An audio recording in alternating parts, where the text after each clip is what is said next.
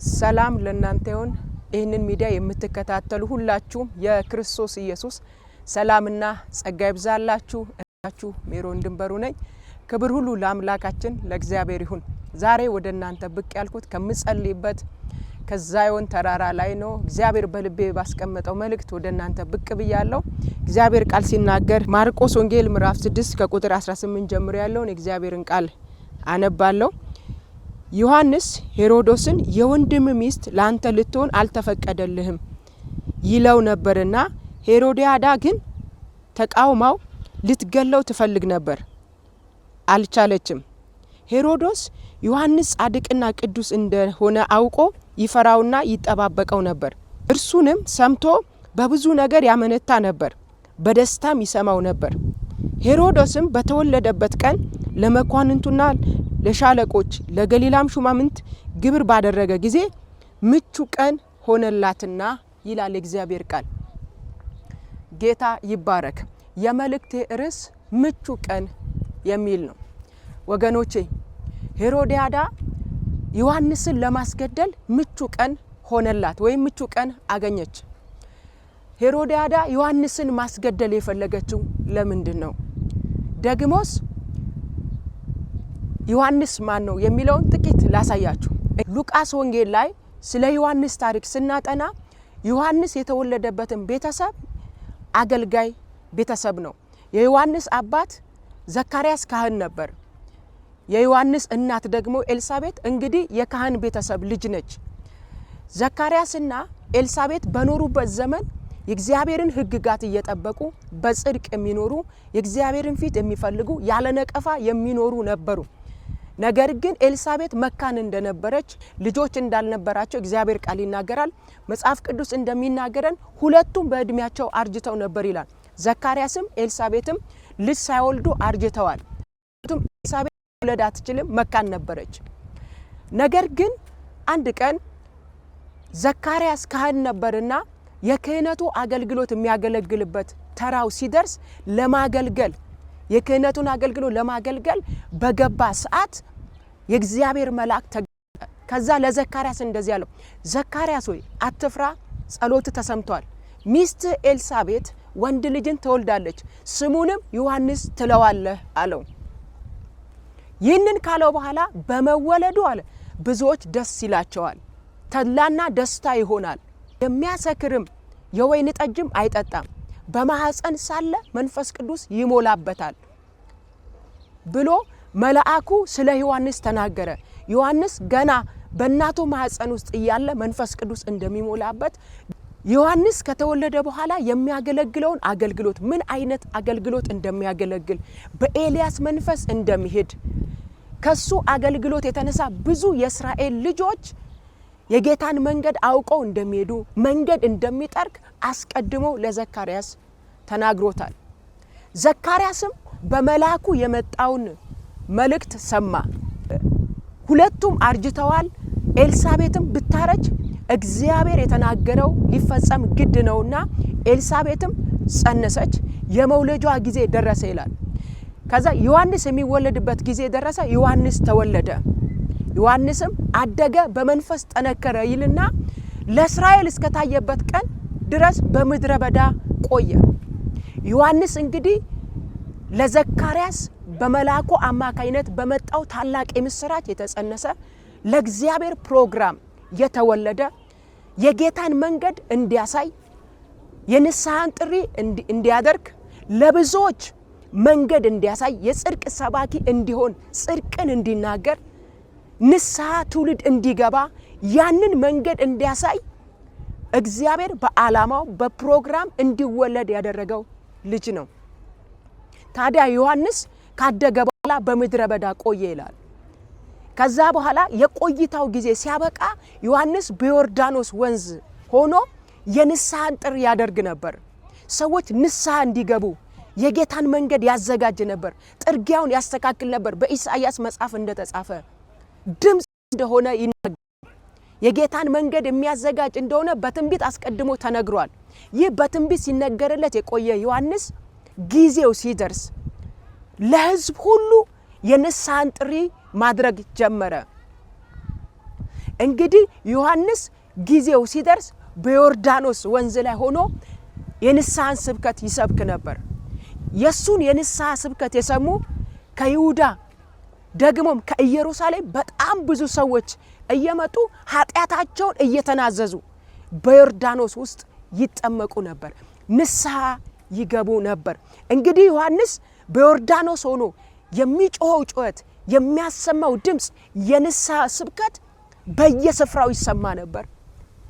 እሱ ከነበረበት ከምድረ በዳ እሱ ከነበረበት ከዮርዳኖስ አካባቢ አልፎ መልእክቱ ድምፁ ቤተ መንግስት ይሰማ ነበር። ትልቅ ተጽዕኖ የፈጠረ ብዙዎች ደግሞ ኃጢአታቸውን እየተናዘዙ ንስሐ እየገቡ እንዲጠመቁ መንገድ ሆኗቸዋል። ዮሐንስ ምድረ በዳ ላይ በቆየባቸው ጊዜያቶች ሁሉ በተመላለሰባቸው ጊዜያቶች በሚያገለግልበት ጊዜ አለባበሱ የተለየ ነበር። የግመል ጠጉር ነበር የሚለብሰው። ወገቡ በጠፍር የታጠቀ ነው ይለዋል። የሚበላው አንበጣ ነው ይላል። ከዛስ የበረሃ ማር ይበላ ነበር ይላል። ይህ ዮሐንስ ድምፅ የሆነ የጌታን መንገድ የሚያዘጋጅ የጌታን መንገድ የሚጠርግ ሰዎች በንስሐ እንዲመለሱ የሚያደርግ ታላቅ ሐዋርያ እንደነበር እግዚአብሔር ቃል ይናገራል። እንግዲህ ይህ የጽድቅ ሰባኪ፣ የእውነት ሰባኪ፣ የቅድስና ሰባኪ ሰዎች ንስሐ በመግባት እንዲድኑ መንገድ እየጠረገ ያለ ዮሐንስ ሄሮዶስን እንደዚህ ያለው ንጉሱን ሳይፈራ የወንድምን ሚስት ልታገባ አልተፈቀደልህም፣ ሕጉ አይፈቅድልህም አለው። እዚህ ማርቆስ ወንጌል ምዕራፍ 6 ከቁጥር 17 ጀምሮ ስታዩ እንግዲህ ቅድም እንደነገርኳችሁ ሄሮዲያዳ ምቹ ቀን ነበር የምትፈልገው። ምክንያቱም ዮሐንስ የጽድቅ ሰባኪ ነው። ዮሐንስ እውነትን የሚናገር ነው። ዮሐንስ አያቅማማም። ንጉስ ነው፣ ሐሳብ ልቀይር አይልም። ሰው ሁሉ በእግዚአብሔር መንገድ እንዲሄድ የተጠራ ደግሞም የሚጠራ ሰው ነው። ዮሐንስ የተወለደው ራሱ ሰዎች በንስሐ እንዲመለሱ መንገድ እንዲጠርግ ነው። ለጌታ መንገድን ሊያዘጋጅ የመጣ ነው። ስለዚህ ያገለገለው ያገልግሎቱ ዘመን ሁሉ የተጠራበትን ጥሪ ነው። በቃ ድምጽ ነኝ ነው ያለው። ሄሮዶስ የወንድሙን ሚስት ባገባ ጊዜ ይቃወመው ነበር። ምን ነበር የሚለው? የወንድምን ሚስት ማግባት ላንተ አልተፈቀደም፣ ሕጉ አይፈቅድም፣ ሕግ ተላልፈሃል፣ አልተፈቀደልም ይለው ነበር። በዚህ ሰዓት ስለ ሄሮዳዳ ሲል ዮሐንስን ወደ እስር ቤት አስገባው። ምክንያቱም የተቃወመው ሐሳብ የንጉሱንም ሐሳብ ነው፣ የሷንም ሐሳብ ነው። የወንድምን ሚስት ማግባት አልተፈቀደልህም፣ ሕጉ አይፈቅድልም ብሎ ስለተናገረው እሷ የተናገረው ንግግር አበሳጫት፣ በውስጧ ላይ ቂም እንድትይዝ አደረጋት። ለዛ ስለሷ ሲል ስለ ሚስቱ ሲል ዮሐንስን ወደ እስር ቤት አስገባው። ዮሐንስ እስር ቤት ነው ያለው። ግን መጽሐፍ ቅዱስ ሲናገር ሄሮድስ ይላል ዮሐንስን ይፈራው ነበር። ምክንያቱም ጻድቅና ቅዱስ ሰው እንደሆነ ያውቅ ነበር፣ ይፈራው ነበር፣ ከዛስ ይጠባበቀው ነበር ይላል። ከዛም ያመነታ ነበር። ይሰማዋል፣ ደስ እያለው ዮሐንስ ሲናገር ይሰማዋል። ሄሮድስ ግን ይጠባበቀው ነበር፣ ግን ያመነታ ነበር ይላል። ቅዱስ እንደሆነ ያውቃል፣ ጻድቅ እንደሆነ ያውቃል። ንግግሩ ሕይወቱ የተመሰከረለት ነው ዮሐንስ። ከዚህ የተነሳ ሄሮዶስ ዮሐንስን ይፈራው ነበር። የንጉሱ ሚስት ሄሮዲያዳ ዮሐንስን ብትቃወመው መግደል ብትፈልግም አልቻለችም። ትቃወመዋለች፣ መግደል ትፈልጋለች፣ ግን አልቻለችም። ለምንድነው መግደልና መቃወም የፈለገችው? ያንተ ጋብቻ ትክክለኛ ጋብቻ አይደለም፣ የወንድም ሚስት ላንተ አልተፈቀደልም ይለው ስለነበር ነው። ይቃወመው ስለነበረ ነው። አካሄዳቸው ትክክል ስላልሆነ፣ ያደረጉት ነገር ትክክል ስላልሆነ፣ የፈጸሙት ተግባር የፈጸሙት ጋብቻ ትክክል ስላልሆነ ይሄንን እንደ ሕጉ ስለተቃወማቸው ነው ሄሮዲያዳ ተቃውሞ በዮሐንስ ላይ ማሰማት የፈለገችው፣ መቃወም ማስገደል የፈለገችው፣ ግን አልቻለችም ይላል። ተቃውመዋለች፣ ልትገለው አስፈልጋለች፣ ግን አልቻለችም። ምክንያቱም ንጉሱ ሄሮዶስ ዮሐንስን ይፈራው ነበር። ጻድቅ ሰው ቅዱስ ሰው ስለነበር እውነተኛ ሰው ስለነበር የጽድቅ ሰባኪ ስለነበር ህይወቱም የጽድቅ ህይወት ስለነበር ይፈራው ነበር ይላል። ለዛ እሷ ለማስገደል ፈልጋ አልቻለችም። ዮሐንስ ያለው እስር ቤት ነው ግን ይፈራል።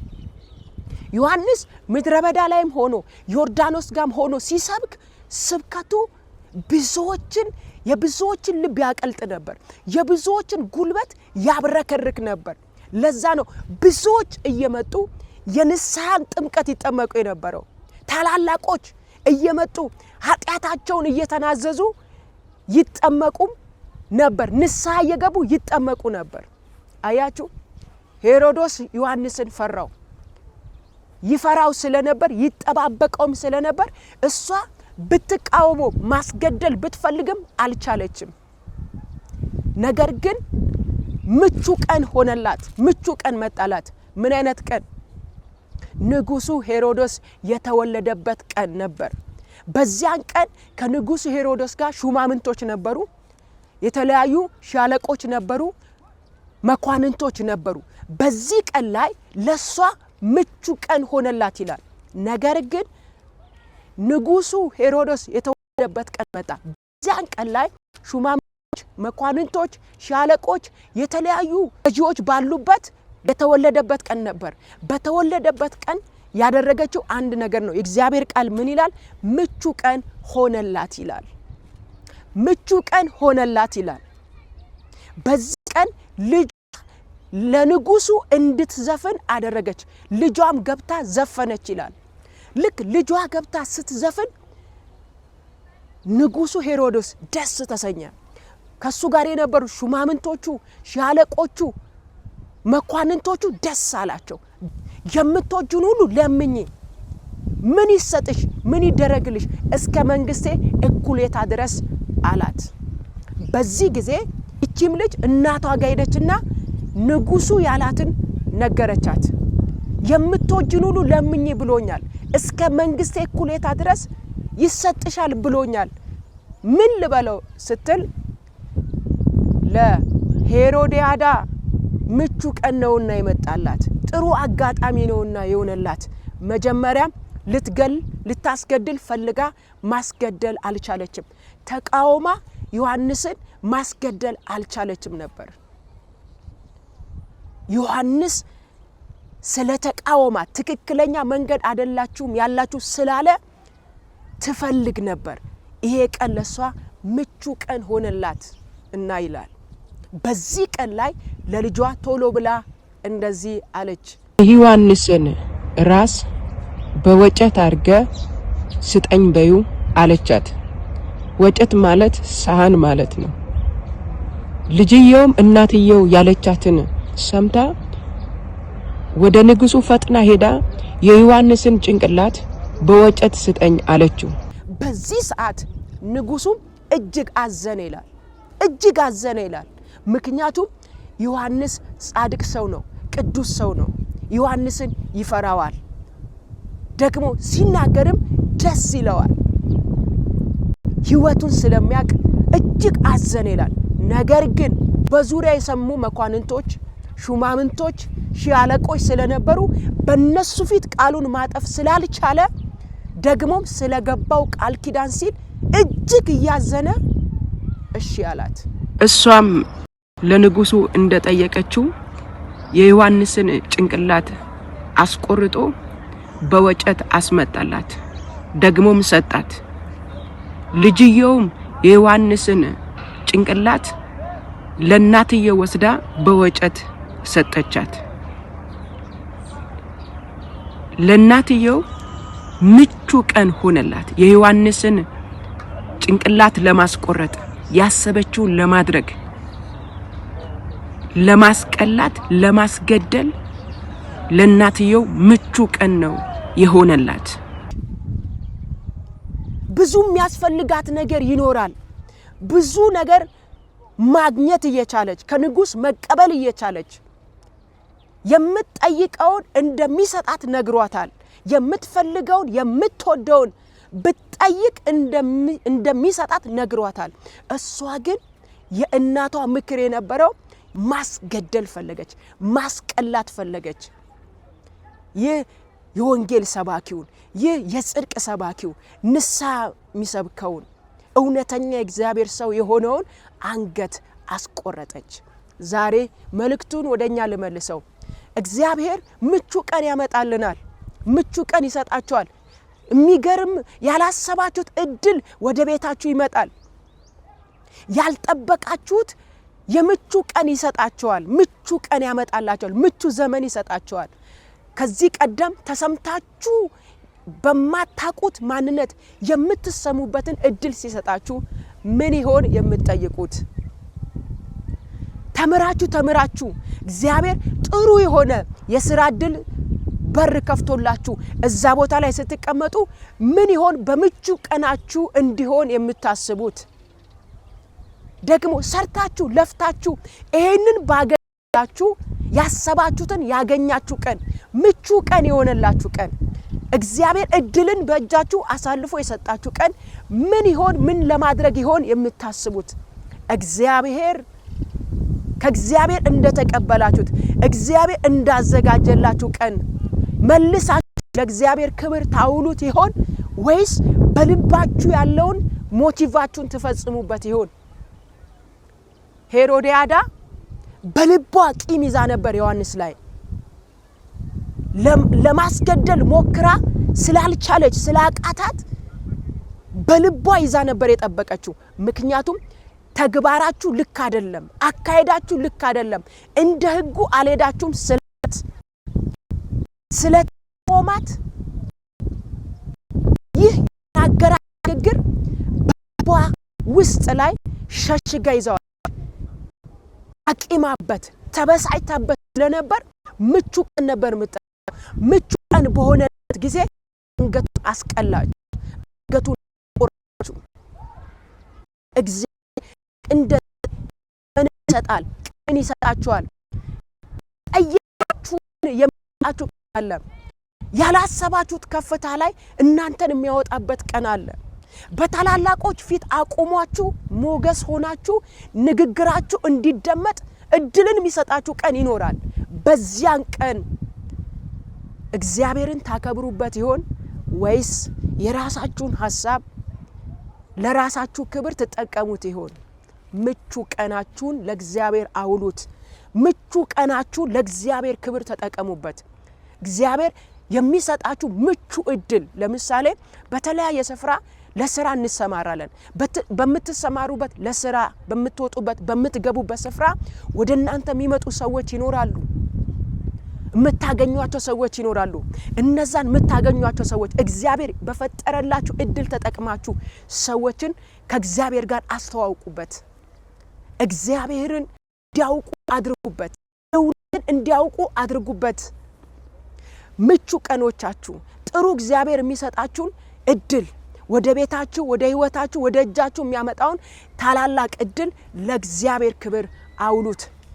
እንደ ሄሮድያዳ ሰውን ለማስላት የሰውን ሩጫ ለመክታት እንዳደረገብኝ አደርግበታለሁ፣ እንደሰራብኝ እሰራበታለሁ፣ እንዳበላሸብኝ አበላሽበታለሁ ብላችሁ ለበቀል የምትወጡበት ከሆነ ወገኖቼ ያ ቀን ለእናንተ ባይመጣ ይሻላል። እግዚአብሔር የሚሰጣችሁ ምቹ ቀን፣ ምቹ አጋጣሚ፣ ምቹ እድል መልሳችሁ ለእግዚአብሔር ክብር ለሰዎች ጥቅም አውሉት። ምክንያቱም እግዚአብሔር ዘመንን ይሰጣል። እግዚአብሔር ቀንን ይሰጣል። ከአፈር ከትቢያ ከአመድ አንስቶ ያከብራል። እግዚአብሔር በሚያከብራችሁ ቀን መልሳችሁ ለእግዚአብሔር ክብርን ስጡበት። እንደ ሄሮድያዳ ለጥፋት ምክንያት፣ ለሞት ምክንያት፣ ለመግደል ምክንያት፣ ለማስገደል ምክንያት እንዳትሆኑ። ምናልባት እስከዛሬ የመጣችሁባቸው ዘመናት፣ አመታት፣ ጊዜያት ምቹ ቀን ቤታችሁ ላይ መጥቶ ጥሩ እድል ተፈጥሮላችሁ ሳትጠቀሙት ቀርታችሁ ሊሆን ይችላል። በማወቅም ባለማወቅም ጊዜንና ዘመንን እድልን ምቹ ጊዜን የሚሰጠው እግዚአብሔር ነው። አንዳንድ ጊዜ እገባለሁ ብላችሁ ያላሰባችሁ ስፍራ ገብታችሁ ራሳችሁን ታገኛላችሁ። በዛ ስፍራ ላይ ግን የእግዚአብሔርን ሐሳብ ፈጽማችሁበት እግዚአብሔርን አስከብራችሁ እለፉ።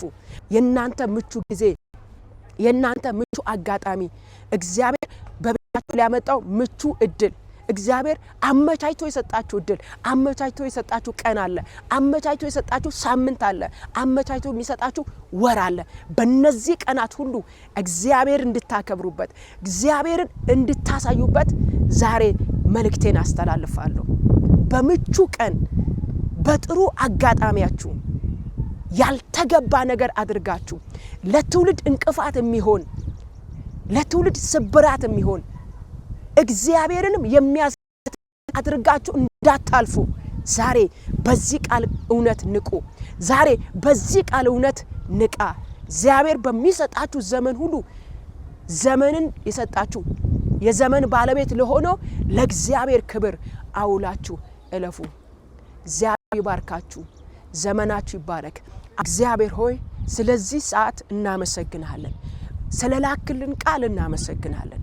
ደግሞ በሰጠን ቀን፣ በሰጠን ሳምንት፣ በሰጠን ወራት፣ በሰጠን አመታት አንተን ብቻ አስከብረን እንድናልፍ በኢየሱስ ስም ጸጋ ይብዛልን።